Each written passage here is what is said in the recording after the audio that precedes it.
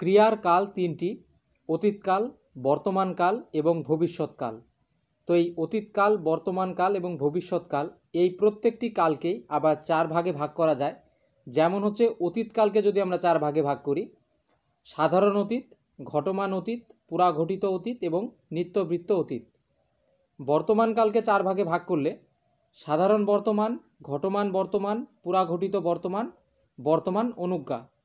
এবং ভবিষ্যৎকালকে চার ভাগে ভাগ করলে সাধারণ ভবিষ্যৎ, ঘটমান ভবিষ্যৎ, পুরাঘটিত ভবিষ্যৎ এবং ভবিষ্যৎ অনুজ্ঞা।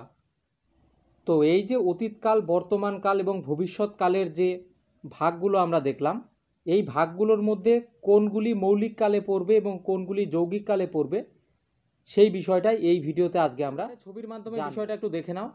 এখানে দেখো প্রত্যেকটি কালের চারটি করে ভাগ রয়েছে। এখান থেকে সাধারণ বর্তমান, সাধারণ অতীত, সাধারণ ভবিষ্যৎ এবং নিত্যবৃত্ত অতীত, এই চারটিকে সাধারণত মৌলিক কাল বলা হবে এবং সেই সঙ্গে বর্তমান অনুজ্ঞা এবং ভবিষ্যৎ অনুজ্ঞাকে ধরলে মৌলিক কালের সংখ্যা হবে 6। অর্থাৎ একদম ওপরের যে লাইনটা এবং একদম নিচের যে লাইনটা, এই দুটো লাইন হবে কি মৌলিককাল বা সরলকালের উদাহরণ।